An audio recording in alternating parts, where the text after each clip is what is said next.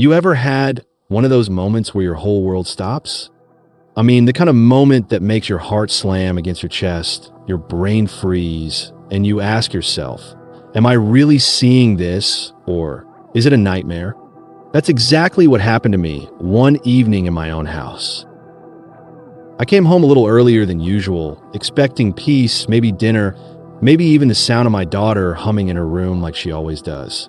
Instead, I opened the door to something I'll never forget. My daughter, completely naked, and beside her, some boy I had never seen before in my life. Yeah, in my house, in her room. Now, before you click away thinking, oh, I know where this is going, trust me, you don't. Because what happened after that moment, the way I handled it, and the unexpected twist in the story, that's what will blow your mind.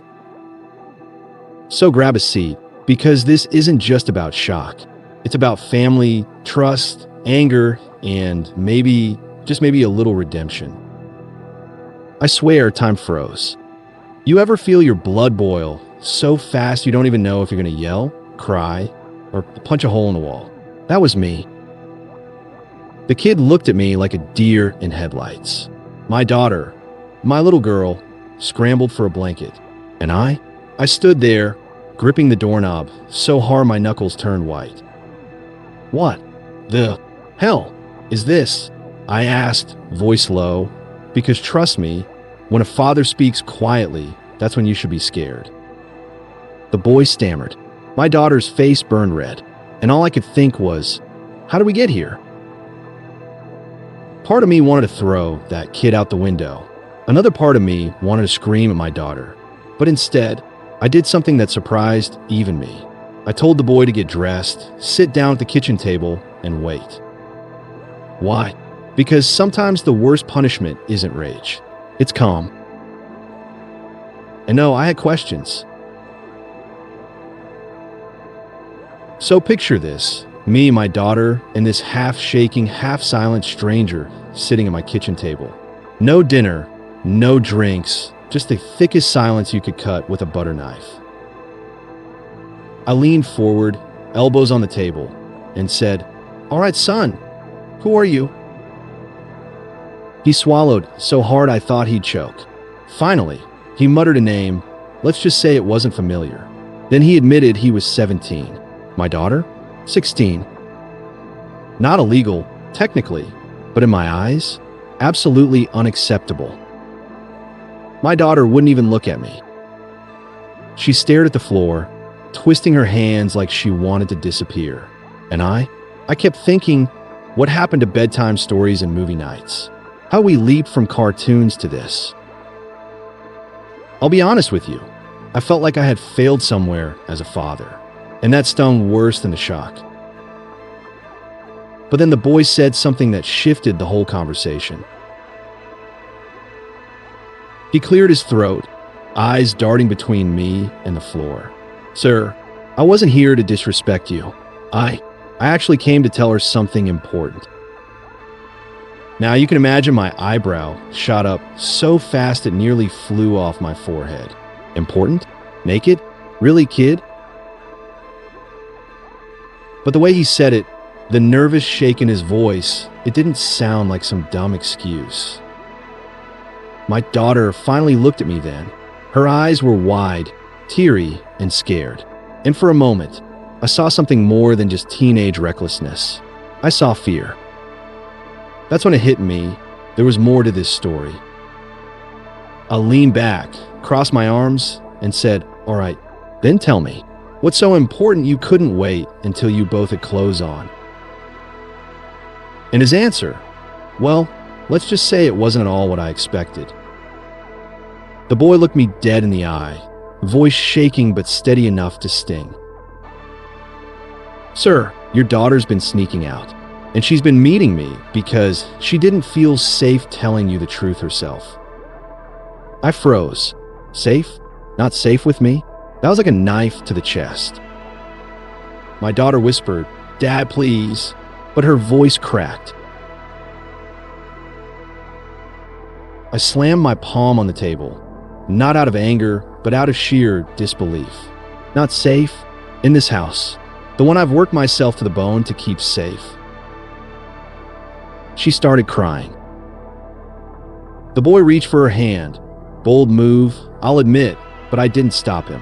Because in that moment, I needed answers more than I needed to throw him out.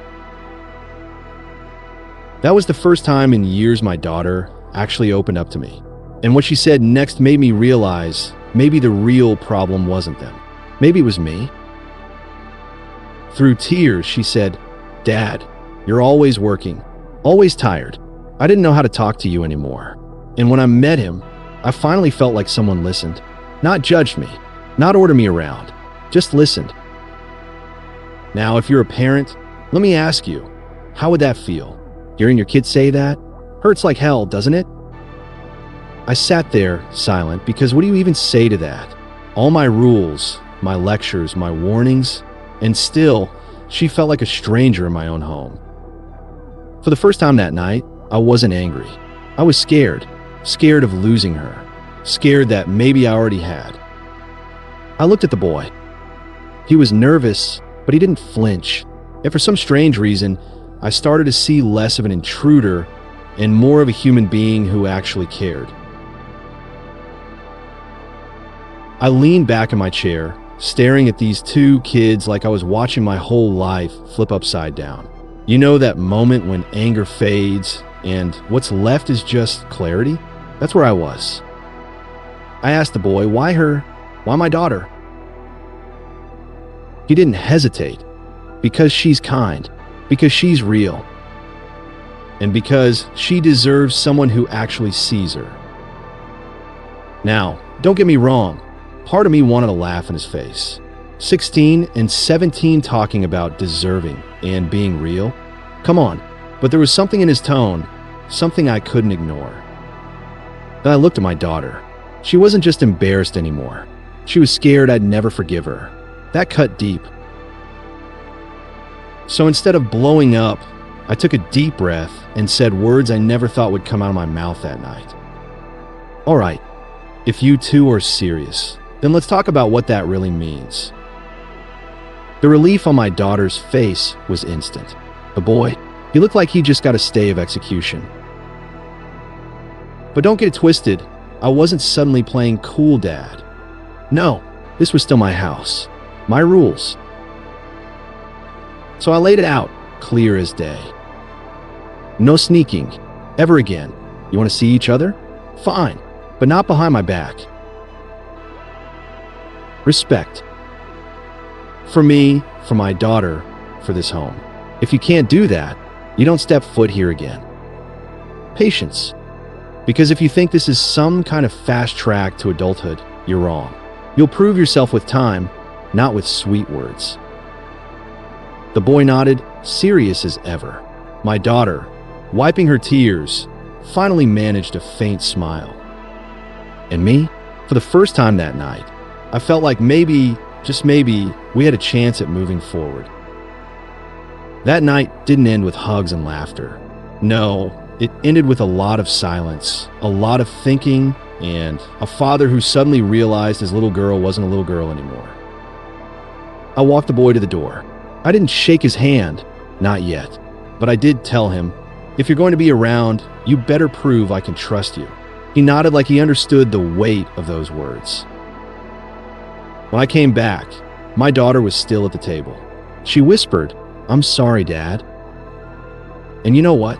For the first time, I didn't see her as the kid I needed to protect from the world. I saw her as someone try to find her place in it. And maybe, just maybe, my job wasn't to lock her in a tower, but to guide her through the storm. That night, I didn't sleep much, but I did learn something that'll stay with me forever. Being a dad isn't about control. It's about connection. And yeah, sometimes that connection gets messy, awkward, and downright terrifying, like walking in on something you never ever wanted to see. But here's the truth. If we shut down, if we only punish, we lose them. If we listen, even when it hurts, we give them a reason to stay. My daughter and I, we still argue, but we talk more now. And that boy, well, Let's just say he's earned more of my respect than I expected. So to every parent watching this, don't wait until it's too late. Talk to your kids. Hear them out, even when it scares you. And hey, if this story hit you, if it made you think of your own family, do me a favor. Hit that like button, subscribe for more real-life stories, and drop a comment below.